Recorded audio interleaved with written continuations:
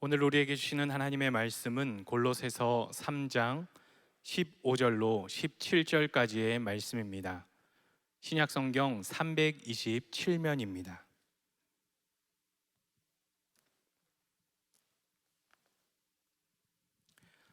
모두 자리에서 일어나 함께 교독하겠습니다. 그리스도의 평강이 너희 마음을 주장하게 하라. 너희는 평강을 위하여 한 몸으로 부르심을 받았나니 너희는 또한 감사하는 자가 되라. 그리스도의 말씀이 너희 속에 풍성히 거하여 모든 지혜로 피차 가르치며 권면하고 시와 찬송과 신령한 노래를 부르며 감사하는 마음으로 하나님을 찬양하고. 함께 읽습니다. 또 무엇을 하든지 말에나 일에나 다 주 예수의 이름으로 하고 그를 힘입어 하나님 아버지께 감사하라. 아멘. 성경의 손을 얹고 함께 고백하겠습니다. 이는 살아계신 하나님의 말씀입니다. 아멘. 할렐루야. 주의 은혜와 평강이 여러분과 함께 하시기를 축원합니다. 오늘은 감사하는 자가 되라, 이런 제목으로 말씀 가운데 은혜를 나누고자 합니다. 여러분, 코로나가 우리나라에서 연일 하루에 확진자가 1000명 이상 생기면서 내일부터 코로나 방역 4단계에 들어갑니다. 그동안 우리 교회에서 현장과 온라인으로 병행해서 예배를 드렸는데 이제 내일부터는 모든 예배를 온라인으로 전환해야 됩니다. 참 아쉽죠?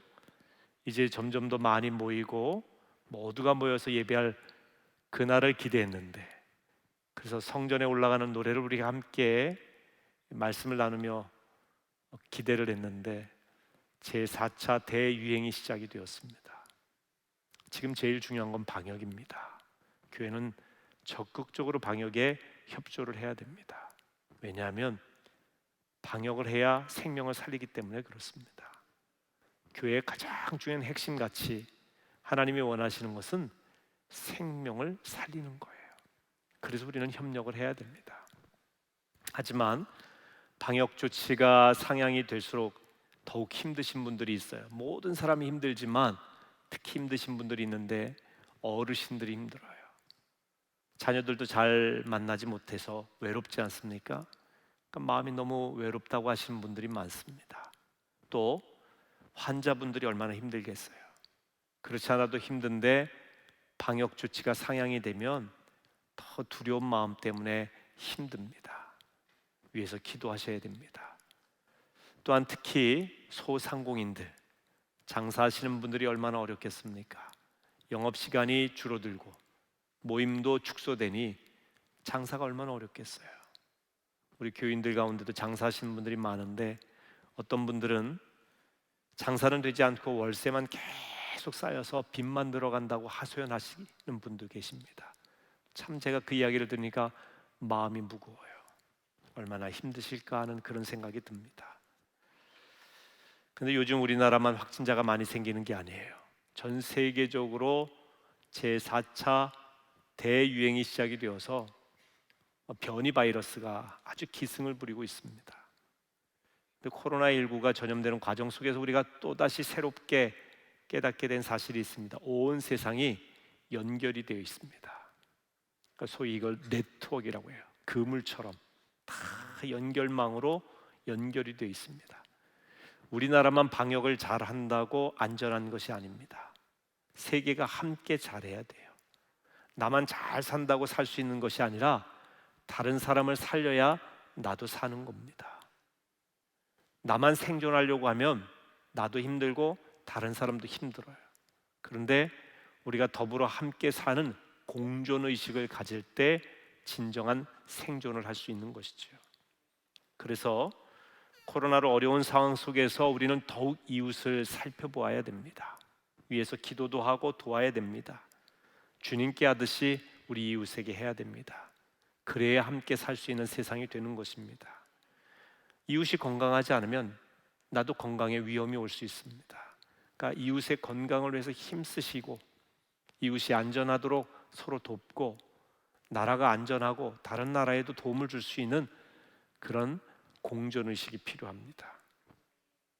어려운 중에도 반가운 소식이 있습니다. 여러분, 우리가 얼마 전에 미얀마를 위한 평화 기도회를 했어요. 그리고 미얀마를 위해서 헌금을 해서 또 미얀마에서 선교 사역하시는 선교사님들을 돕도록 했습니다.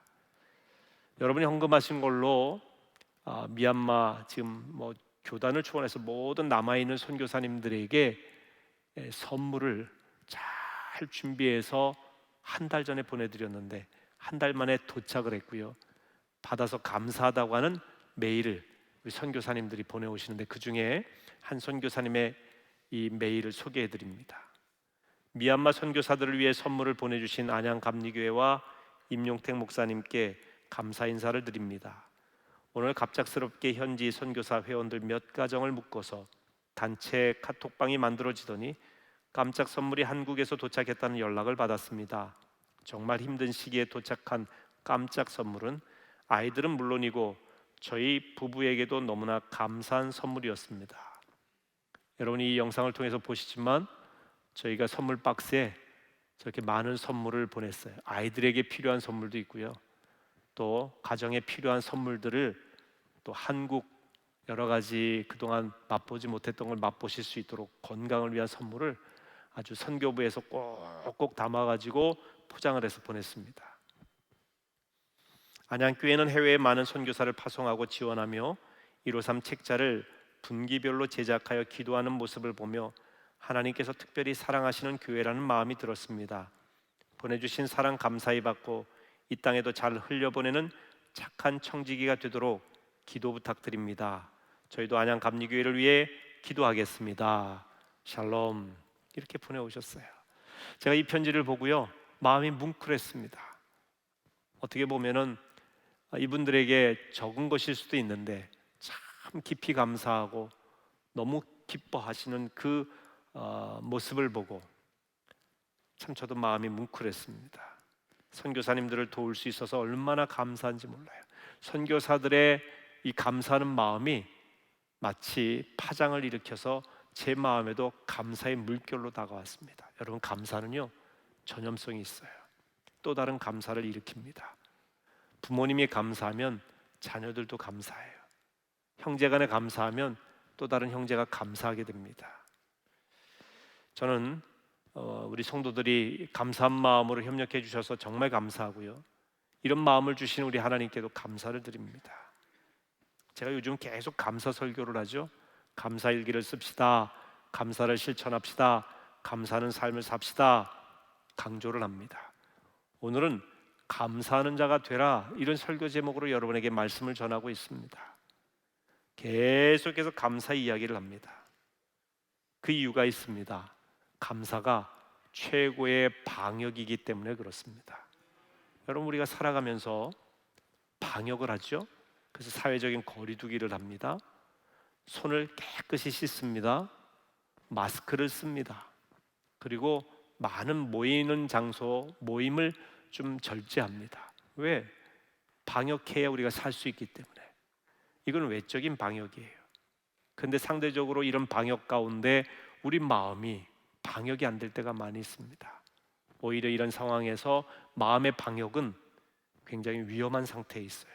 우울증이 많아지고요, 외로움도 많이 느끼게 되고 분노가 생기기도 하고요, 마음이 허전하기도 하고.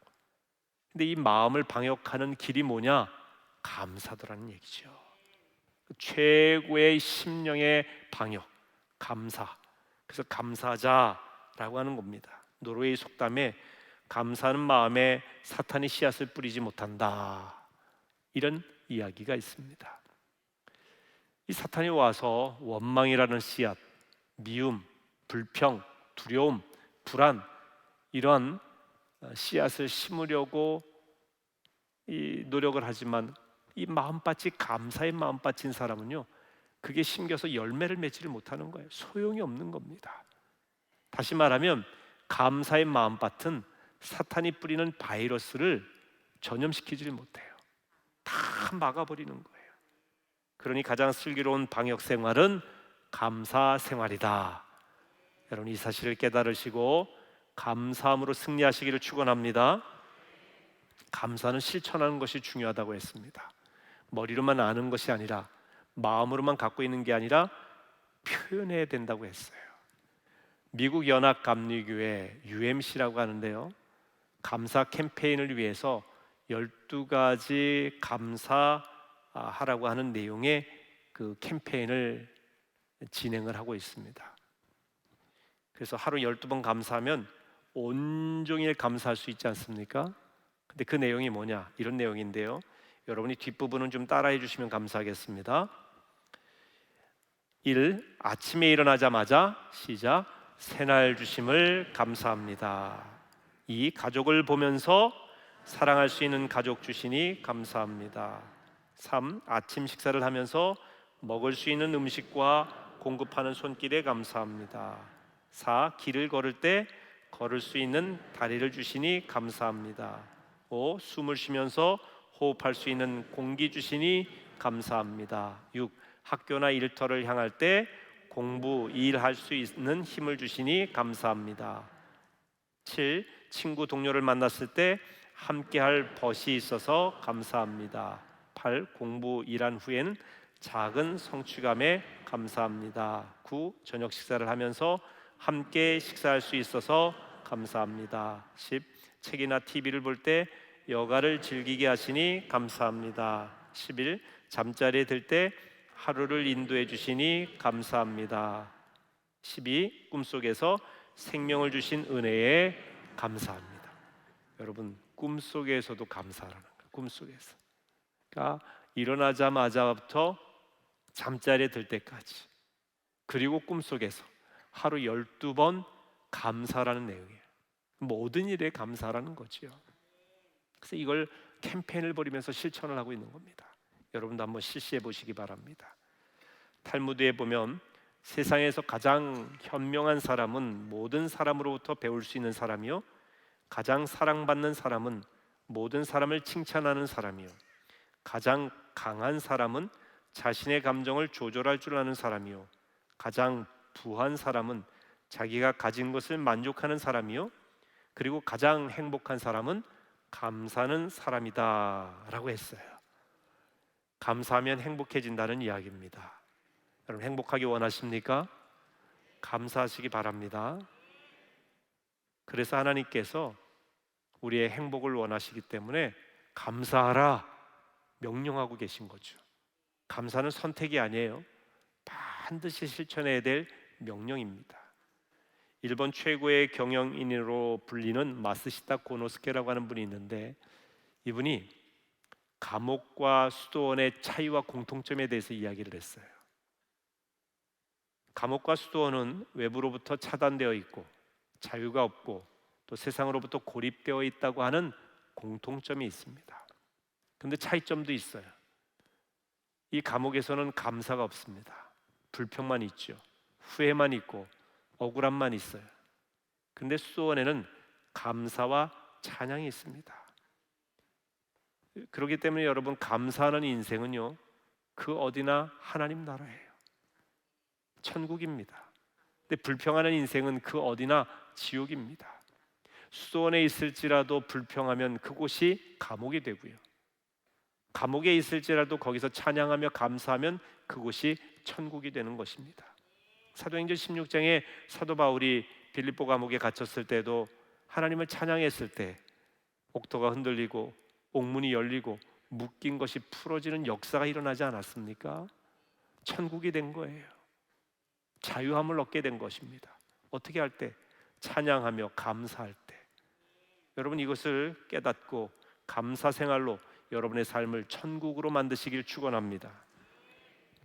자신은 배우지 못했는데 자녀들을 잘 가르치고 훌륭하게 키운 유대인 어머니가 있었답니다. 사람들이 그 비결이 뭡니까? 어떻게 자녀를 교육하셨습니까? 어느 학교에 보내셨습니까? 어떤 교육을 시키셨습니까? 그 비결을 묻는 겁니다. 근데 이 어머니는 3가지를 가르쳤습니다 라고 이야기를 합니다. 첫째, 감사하는 사람이 되거라.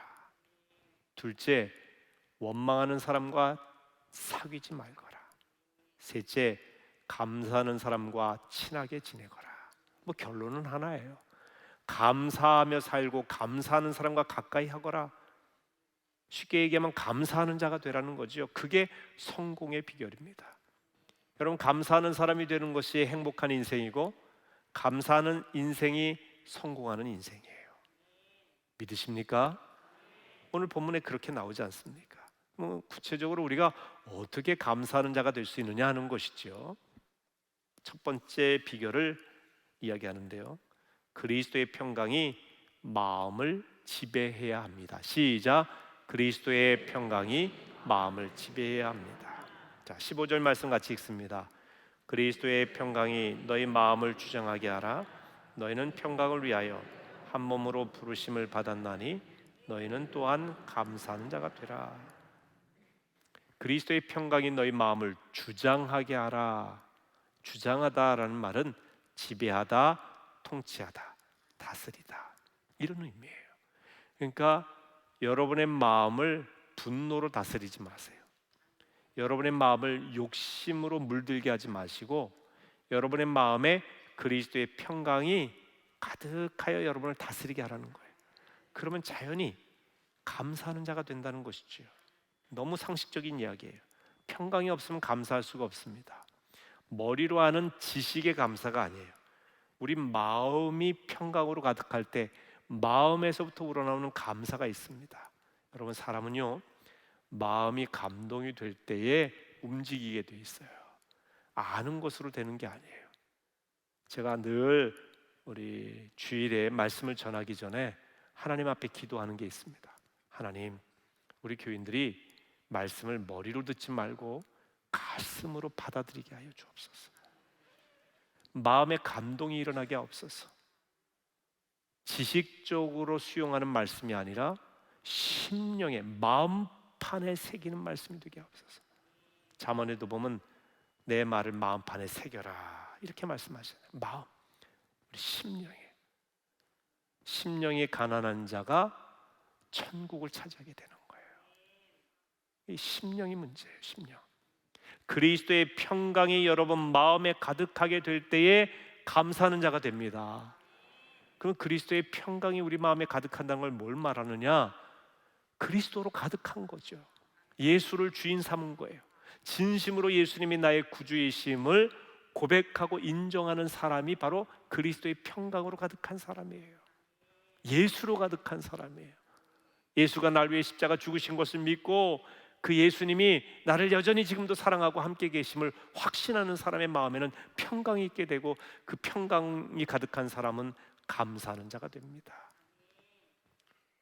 그러니까 우리가 감사를 어쩔 때는 하는 선택으로 취하는 게 아니라 내 자체가 온통 감사로 물들면, 감사가 지배해버리면 내 입에서 삶에서 나오는 게 감사만 나오게 된다는 것이죠.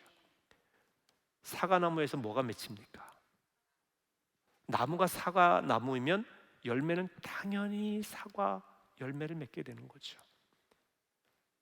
사과에서 배가 나오지 않습니다. 귤이 열릴 리가 없어요. 사과나무에서 수박이 열릴 리 없습니다. 사과나무는 사과를 열매로 맺게 돼요.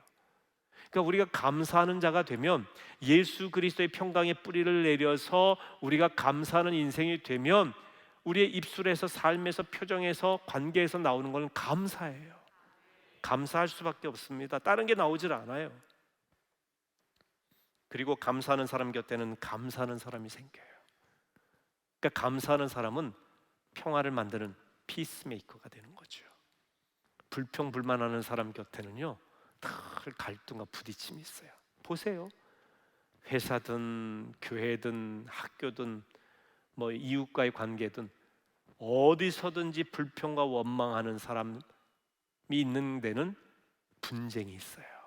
근데 감사가 있는 사람에게는 화해와 화평과 평화가 만들어져요. 그래서 감사하는 사람과 가까이 해야 돼요. 물드는 거거든요. 두 번째 감사하는 자가 되는 비결은 그리스도의 말씀과 찬양이 풍성해야 합니다. 시작. 그리스도의 말씀과 찬양이 풍성해야 합니다. 16절 말씀 읽습니다.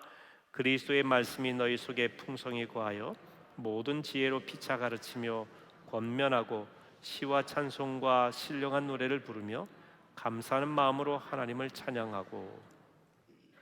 말씀이 풍성하면 감사가 저절로 나와요. 여러분, 말씀의 은혜를 받아서 심령이 말씀으로 풍성하면 감사하게 되잖아요. 모든 게 감사해요. 모든 게 하나님 은혜예요. 이건 어떻게 보면 아주 상식적인 이야기예요. 그래서 하나님의 말씀이 적당히 거하시면 안 돼요. 적당히 아는 사람이 위험해요. 풍성하게 알아야 돼요. 이건 성경을 많은 지식을 갖고 성경을 많이 암송하고 성경에 대한 신학적인 지식이 많아야 된다는 이야기하고는 다른 이야기예요. 한 구절의 말씀이라도 그 말씀이 심령에 가득해서 그 말씀이 나를 지배하게 하면, 그 말씀으로 인하여 은혜의 깊이를 알게 되면, 그러면 말씀의 지배를 받는 거예요. 저도 늘 하박국 3장 17절 18절 말씀 강조하잖아요. 저는 이 말씀이 제 안에 풍성하게 거하다 보니까 그럼에도 불구하고요, 무화과 나무 잎이 마르고 포도나무 열매가 없고 감람나무에 소출이 없고 밭에 식물이 없고 우리의 먹을 것이 없고 외양간에 소도 없고 뭐 우리 양도 없고 다 없다는 거예요. 뭐가 감사할 제목이 있어요? 그러나 그럼에도 불구하고 나는 여호와로 말미암아 즐거워하며 내 구원의 하나님으로 말미암아 기뻐하리로다. 할렐루야. 여러분의 간증이 이런 간증이 되시기 바라요. 여러분, 사람들은 이런 간증 많이 하죠. 내가 예수 믿었더니 건강해졌습니다. 내가 예수 믿었더니 이렇게 물질 축복받았습니다. 내가 예수 믿었더니 자녀들이 이렇게 잘 됐습니다. 만약에 자녀들이 잘 안 되고 건강을 잃어버리고 물질이 없다면 축복 못 받은 건가요? 그러면 간증할 거리 없습니까? 그러면 감사 제목 없는 겁니까? 이건 신앙이 아니에요. 이건 비즈니스죠. 거래예요. 하나님이 주셨으니까 감사한다. 이게 무슨 그럼에도 불구하고 신앙적인 감사예요. 그럼 세상에 감사할 수 있는 사람은요, 절반도 안 될 거예요. 성공한 사람만 감사한다는 거예요.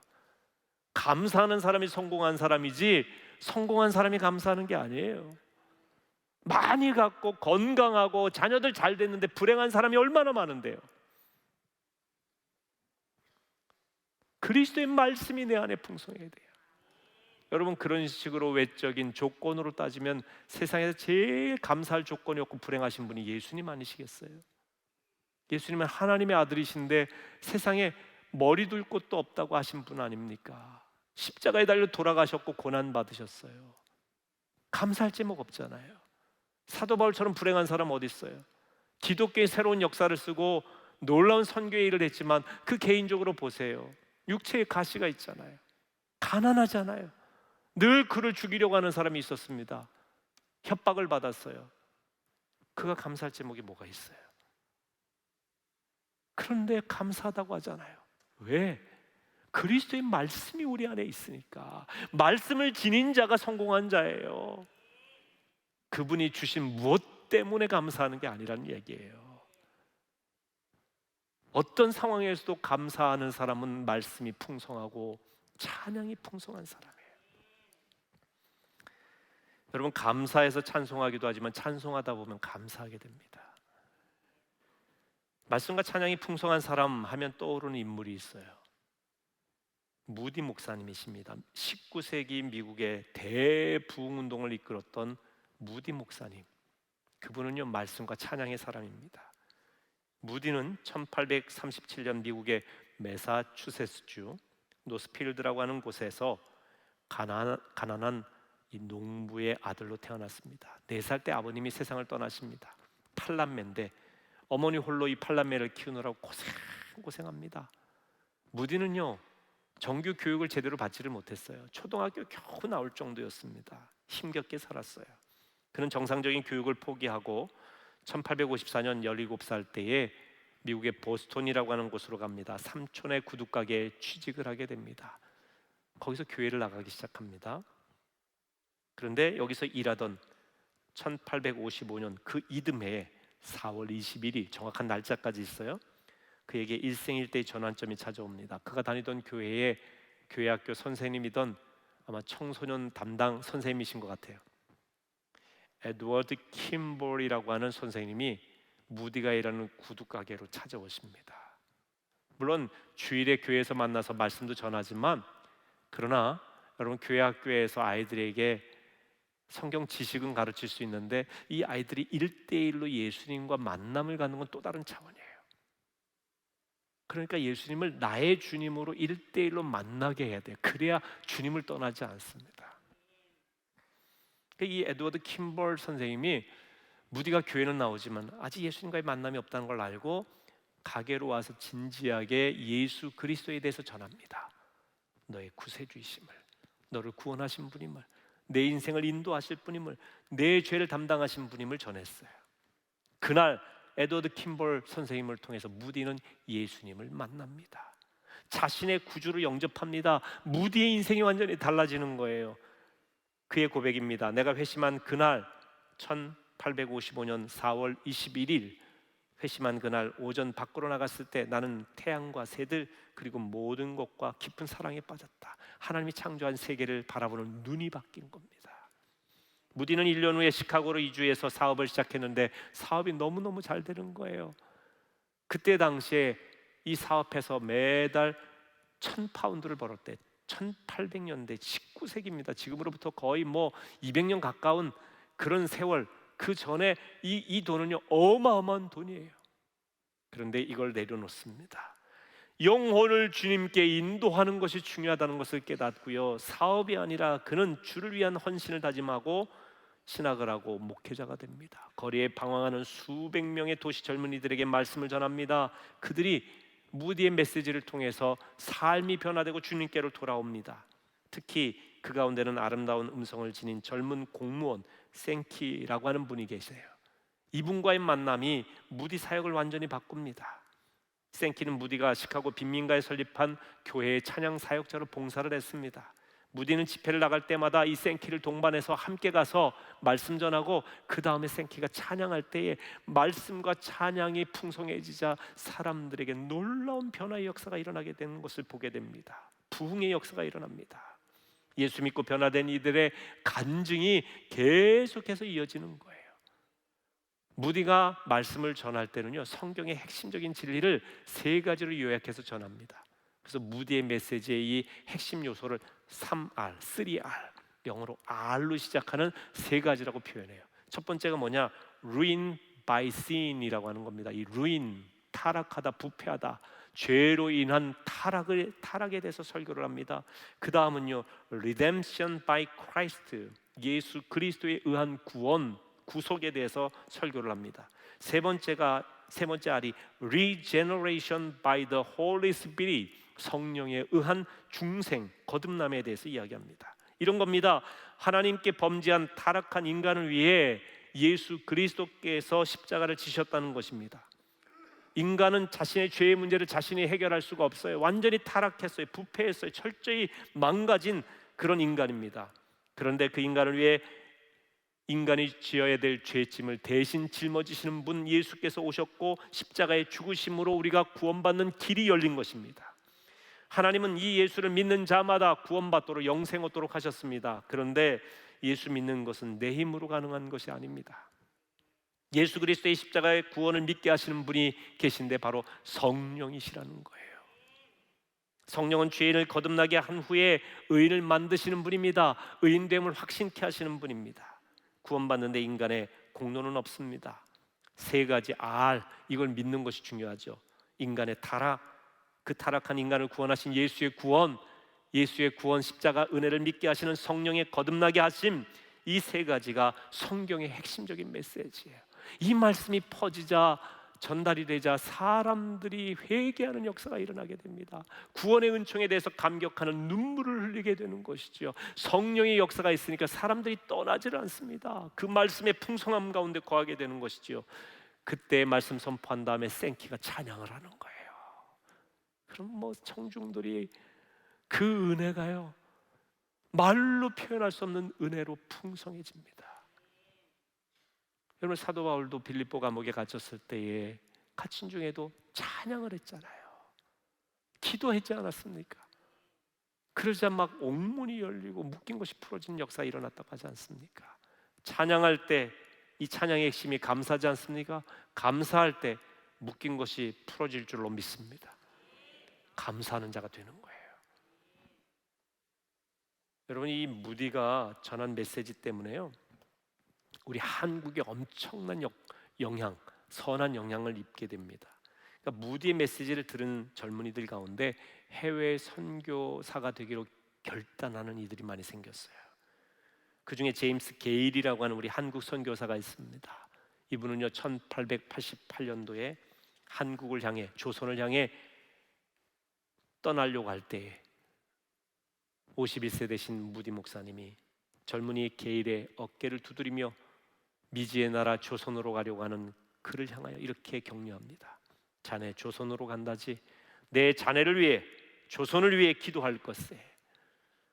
게일 선교사뿐만 아니라 수많은 선교사들이 무디의 영향을 받고 이 조선 땅에 와서 선교했습니다. 특별히 1907년 평양 대부흥운동의 주역이라고 할 수 있는 마포 삼열, 원래는 마펫 사무엘 목사님이신데 이분이 바로 그 무디 목사님의 영향을 받았어요. 그 외에도 윌리엄 블레어, 그레이엄 리, 스왈런, 찰스 버나이셀, 윌리엄 헌트, 이런 분들이 무디의 영향을 받고 선교사가 되신 분들이에요. 비록 무디는 한 번도 이 조선 땅을 밟은 적이 없지만 그가 전한 말씀에 감동을 받은 젊은이들이 이 땅을 하나님 나라로 부흥케 했어요. 하나님의 말씀이 그 속에 풍성해지니까 온 세계를 하나님의 말씀으로, 그리스도의 푸른 계절로 풍성하게 하리라고 하는 결단하는 이들이 생겼다는 것입니다.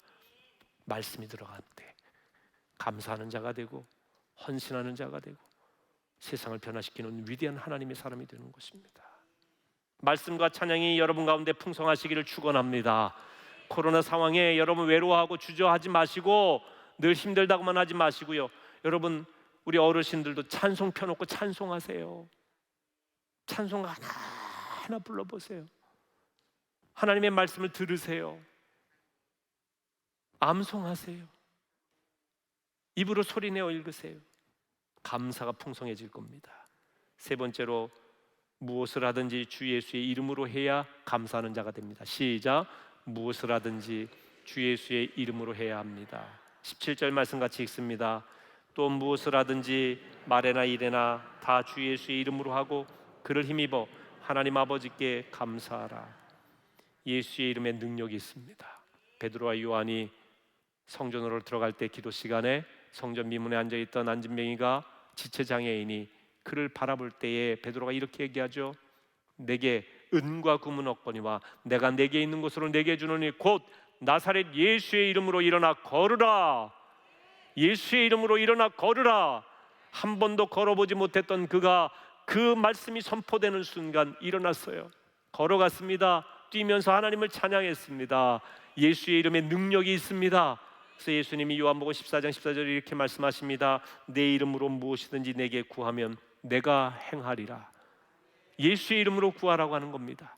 그래서 우리가 기도할 때 꼭 예수님의 이름으로 기도합니다 하는 이유가 바로 이 말씀에 근거하는 거예요. 예수의 이름으로 구할 때 행하리라 하셨어요. 우리가 어렸을 때부터 그런 찬양 많이 부르죠. 예수의 이름으로, 예수의 이름으로 승리를 얻었네. 예수 이름으로 나갈 때 승리를 얻었어요. 예수 이름으로 나갈 때 악마는 쫓긴다고 했습니다. 예수 이름으로 나갈 때 어두움은 사라지게 될 것입니다. 여러분, 예수 이름으로 하는 가장 위대한 일은 바로 기도입니다. 예수 이름으로 기도하세요. 기도하는 사람 감사하는 자가 됩니다.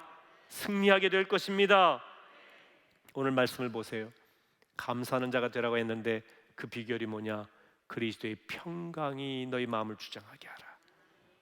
그리스도의 말씀과 찬양이 풍성하도록 하라. 그리스도 예수의 이름으로 구하라.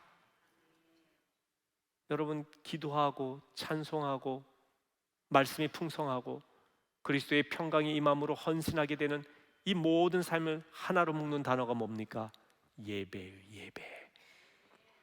여러분, 다시 말하면 감사하는 자의 삶은 예배하는 자의 삶이에요. 예배의 성공자가 감사자가 되고요, 감사자가 세상에서 승리자가 되는 것입니다. 그런데 이 모든 감사의 핵심에 가장 밑바탕에 무엇이 있습니까? 누가 계십니까? 그리스도의 평강이, 그리스도의 말씀과 찬양이, 그리스도의 이름이, 예수 그리스도가 계신 겁니다. 예수 그리스도가 동행할 때에 우리는 감사하게 돼요. 주님, 나와 동행하여 주옵소서. 내가 주님과 동행하며 살겠습니다. 주님, 내 삶의 진정한 주인이 되어 주옵소서. 내가 주인이 되지 않게 하옵소서 할 때에 여러분 인생에 감사가 풍성해질 것을 믿으시기를 바랍니다. 코로나19 상황 때문에 우리가 모이지 못해도, 코로나 이 조치 상황이 상향되어서 점점 외롭고 힘들고 어렵다고 하더라도 우리가 주님이 동행하신다는 사실을 잊어버려서 해야 되겠습니까?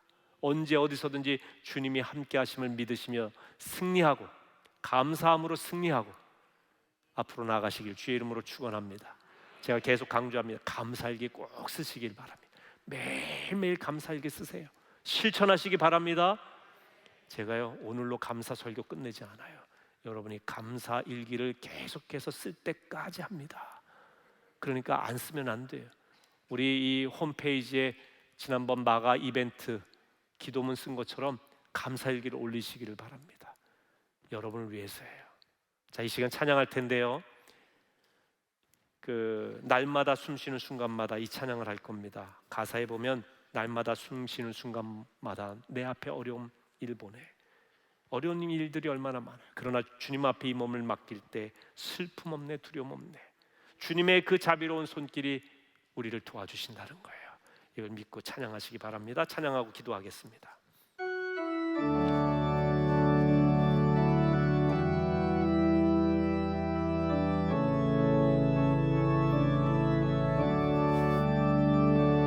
날마다 숨쉬는 순간마다 내 앞에 어려운 일 보내. 주님 앞에 이 몸을 맡길 때 슬픔 없네, 두려움 없네. 주님의 그 자비로운 손길 항상 좋은 것 주시도다. 사랑 슬의 아픔과 기쁨을 수고와 평화와 안식을 날마다 주님 내 곁에 계셔 자비로 날 감싸주시네. 주님 앞에 이 몸을 맡길 때 힘주시네, 위로함 주네. 어린 나를 품에 안으시사 항상 평안함 주시도다. 내가 살아 숨을 쉬는 동안 살피신다 약속하셨네. 인생의 어려운 순간마다 주의 약속 생각해보네. 내 맘속에 믿음 잃지 않고 말씀 속에 위로를 얻네. 주님의 도우심 바라보며 모든 어려운 일이 도다. 흘러가는 순간순간마다 주님 약속 주님의 도우심 바라보며 주님의 도우심 바라보며 모든 어려운 일이 도다. 흘러가는 순간순간마다 주님 약속 주님의 도우심을 바라보며 주님의 도우심 바라보며 모든 어려운 이기도다. 흘러가는 순간순간마다 주님 약속 새겨. 주여 믿습니다. 주갑심으로 기도합니다. 주여 믿습니다. 감사하는 인생 되게 하옵소서. 감사하는 자로 살게 하여 주옵소서. 말과 생각과 행함, 마음 모든 것이 감사로 물들게 하여 주시옵소서. 감사를 마음에 품기만 하는 것이 아니라 실천하며 표현하게 하옵소서. 감사하는 자 그리스도의 평강이 우리의 심령을 주장하도록 하옵소서. 감사하는 자 그리스도의 말씀과 찬양이 우리를 지배하여 주옵소서. 감사하는 자 그리스도 예수의 이름으로 기도하는 자의 길 믿사오니 예수의 이름을 의지하며 나갈 수 있도록 인도하여 주옵소서. 너무나 감사에 메말라 있던 우리 성도들에게 감사의 풍요로움을 맛보게 하옵소서.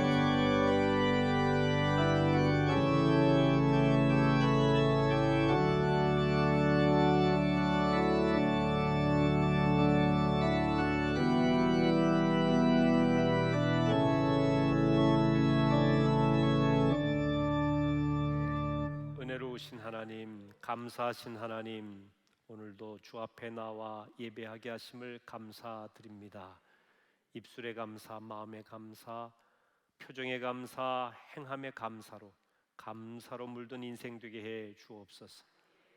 온통 감사함으로 세상을 감사로 방역을 하고 감사로 승리하고 감사로 성공하는 인생 되게 하여 주시옵소서.